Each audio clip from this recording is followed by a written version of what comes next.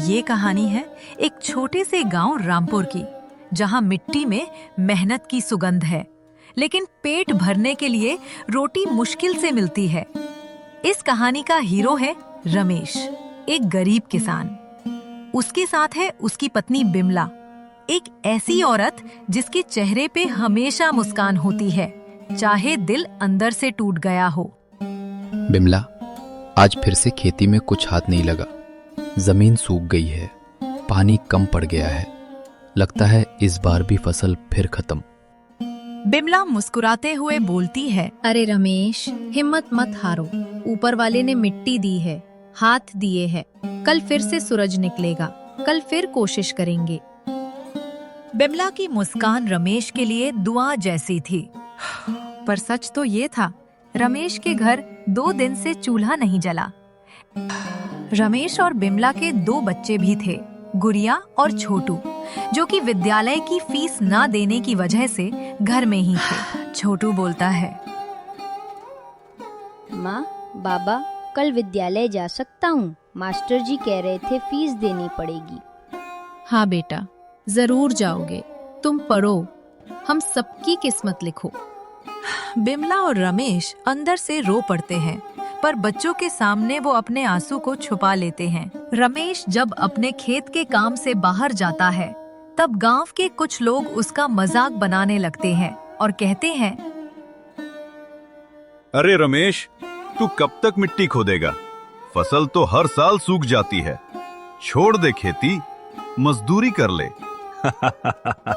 या फिर किसी के यहाँ नौकरी कर ले। किसान के दिन अब खत्म हो गए। मैं मिट्टी नहीं छोड़ सकता। ये मिट्टी मेरी माँ है और माँ को कोई नहीं बेचता। लोग हंसे, पर रमेश के दिल में आग सी लग गई थी। गरीबी ने उसका सिर झुका दिया था, पर उसका विश्वास नहीं। अगले दिन से वो और कड़ी मेहनत करने लगा और उसने अपने खेत में खुदाई करना शुरू कर दिया। और थोड़ा थक हार कर वो बिमला के पास जाता है। बिमला, मैं बहुत ज्यादा थक चुका हूँ। रमेश जी, आप थोड़ा आराम कर लीजिए, फिर दोबारा कोशिश करना। कोशिश कितनी बार करूं बिमला? हर साल सोचता हूं इस बार कुछ बदलेगा, पर जब भी बीज डालता हूं या तो पानी धोखा दे देता है या हवा तूफान ले जाती है। लगता है इस जमीन ने मुझे पहचानना से छोड़ दिया है। जमीन कभी अपने आदमी से रूठती नहीं रमेश जी, बस कभी कभी समय खराब होता है। आप देखो, ये मिट्टी आपके पैरों के नीचे है, आपका पसीना पीती है, एक दिन जरूर फल देगी। हाँ, तब तक हम खुद मुरझा ना जाएं। पिछले 3 दिन से बच्चों ने सही से खाना तक नहीं खाया। मुझे डर लगता है बिमला, कब तक हम ये सब झेलेंगे? जब तक सांस है तब तक जीतने का मौका है रमेश। हमने कभी किसी का बुरा नहीं चाहा, भगवान हमारा बुरा कैसे करेगा? बिमला, कभी कभी लगता है भगवान ने सिर्फ अमीरों के लिए ही दुआ लिखी है। हम जैसे लोग बस उसके लिखे हुए दुख दर्द को पढ़ते रहते हैं। मैं तो चाहता हूं बस इतना कि मेरे बच्चे खाली पेट न सोए और तू भी सुख चैन पा सके। आप तो पहले से ही जीत गए रमेश जी। जो आदमी हार के भी कोशिश करता है वो सबसे बड़ा विजेता होता है, और मैं तो आपके साथ हूँ। फिर चाहे दुनिया कितनी भी कठिन हो, हम दोनों संभाल लेंगे। बिमला, तेरे बिना तो मैं कब का टूट गया होता। तू मेरे लिए रोटी से भी ज्यादा जरूरी है। खेती नहीं चली तो क्या हुआ, जब तक तू मेरे साथ है मुझे हार का गम नहीं। बस यही हौसला बनाए रखो रमेश जी।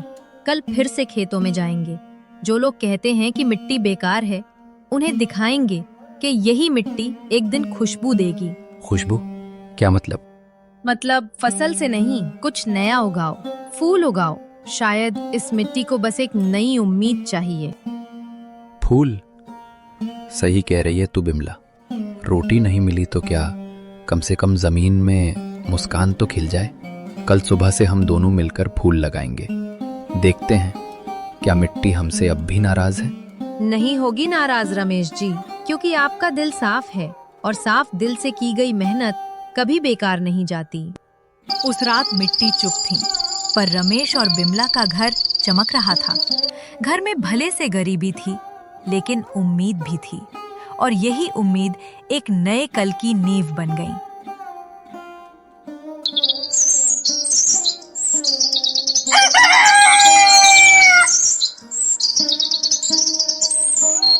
अगली सुबह दोनों नई उम्मीद के साथ दिन की शुरुआत करते हैं। बिमला, मैं बाजार जाकर फूल उगाने का सामान ले आता हूँ। ठीक है रमेश जी, आप जाइए, पर जल्दी वापस आना और लोगों की बातों पर कम ध्यान देना। रमेश जब फूल के बीज लेकर घर वापस जा रहा होता है, रास्ते में फिर उसे गांव वाले मिलते हैं और रमेश का मजाक बनाते हुए बोलते हैं, अरे सुनो, रमेश अब खेती छोड़ के गुलाब उगाने चला है। गरीब आदमी अब फूल बेचेगा। वाह रे जमाना। हाँ, ये भी कोई सपना है क्या? खेती नहीं चली तो अब फूल से पेट भरेगा। पर रमेश चुप रहा। उसने जाना था, लोगों के अल्फाज कभी कभी फसल से ज्यादा जहर देते हैं, लेकिन उसने अपनी खुद की मिट्टी पर विश्वास बनाए रखा। दिन भर खेतों में मेहनत और रात का समय रमेश बहुत ज्यादा थक गया था। बिमला बोलती है, आप आज बहुत थक गए हो रमेश, बस करो, अब कुछ दिन आराम कर लो रमेश। नहीं बिमला, जब तक ये फूल नहीं खिल जाते मुझे चैन नहीं मिलेगा। मुझे लगता है ये फूल मेरे सपने जैसे है। थोड़ा वक्त लगेगा पर एक दिन खिलेंगे जरूर। ठीक है बाबा, अभी आप बैठो, मैं आपके पैर दबा देती हूँ। रमेश पूरे दिन अपने खेतों में लगा रहता था। काफी दिन बीत गए, फिर भी खेती में पानी और मिट्टी के अलावा कुछ नहीं दिख रहा था। बिमला, मैं अब पूरी तरह थक चुका हूँ। मेरा दिल हार मान चुका है। शायद हमें अब स्वीकार करना होगा कि इस जमीन में कुछ नहीं। नहीं रमेश, ऐसे नहीं बोलते, कल फिर कोशिश करना। कोशिश कितनी बार करूं? अब मुझे ऐसा लगता है बिमला कि हमें गांव छोड़ देना चाहिए। यही हमारे पास आखिरी रास्ता है। पर रमेश जी। नहीं बिमला, अब और मुझे झूठा दिलासा मत दो। कल सारा सामान तैयार कर लेना। कल सुबह जल्दी निकलेंगे, कहीं गांव वाले हमें न देख लें। ठीक है रमेश जी। उस रात जब रमेश और बिमला गांव छोड़ने का दर्द लेकर बैठे थे, तभी आसमान रो पड़ा। बारिश की हर बूंद जैसे कह रही थी, मत जाओ, कल कुछ अच्छा होगा। उन्हें पता नहीं था, ये बारिश उनकी जिंदगी बदलने वाली है।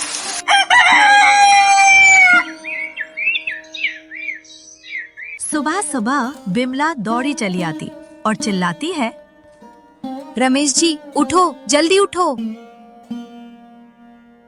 क्या हुआ बिमला? तैयारी करनी है ना जाने की? नहीं रमेश जी, जाने की नहीं, आप चल के तो देखो। रमेश तुरंत भागकर बाहर आता है। खेत के किनारे दोनों पहुंचते हैं। रमेश की आंखें खुल जाती है। उनके पूरे खेतों में रंग बिरंगे फूल खिले हुए हैं। हवा में हल्की सी खुशबू। सुबह का हल्का सूरज फूलों पर गिर रहा था। ये कैसे? बिमला देख, हमारे खेत में फूल। मैंने कहा था ना रमेश जी, कोई हमें जाने नहीं देगा। ये मिट्टी हमसे नाराज नहीं थी, बस प्यासी थी। रमेश और बिमला के आंखों में खुशी के आंसू रुकने का नाम ही नहीं लेते। थोड़ी देर बाद रमेश और बिमला फूलों को तोड़कर एक थैले पर रख लेते हैं और जो उसमें हुई झाड़ी को भी साफ कर देते हैं। अगले दिन रमेश अपना फूलों का ठेला लेकर उसे बेचने के लिए चल देता है। तभी रास्ते में उसे वही लोग मिलते हैं जो उसका मजाक बनाते थे। अरे रमेश, ये तेरे फूल हैं? कल तो तेरे खेत सूखे थे, ये तू कैसे कर गया रे? हम तो सोच रहे थे कि इस मिट्टी में कुछ नहीं है, पर तूने तो दिखा दिया भाई कि इस मिट्टी में जान अभी भी बाकी है। जमीन सूखी हो सकती है, पर उम्मीद कभी सूखनी नहीं चाहिए भाई। रमेश, मैंने तेरा मजाक उड़ाया था, गलती हो गई यार। तू सच्ची में मेहनती निकला। कोई बात नहीं, पर आगे से किसी का मजाक न उड़ाना। रमेश जैसे ही बाजार के अंदर घुसता है, तुरंत उसके ठेले पर भीड़ लग जाती है और थोड़ी ही देर में सारे फूल बिक जाते हैं। रमेश का ठेला पूरा खाली हो जाता है। उसकी आंखों में चमक। पहली बार वो घर खुश होकर लौटा है। घर पहुंचकर रमेश पैसे बिमला के हाथ में रखता है।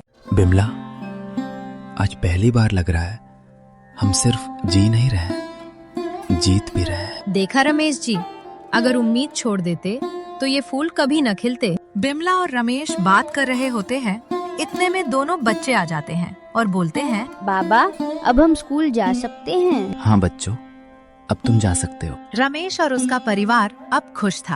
अब वो सुकून से जीवन व्यतीत कर रहे थे। इसलिए कहा जाता है, हिम्मत कभी हारनी नहीं चाहिए। बिमला और रमेश की हिम्मत ने मिट्टी में से खुशबू निकाल दी।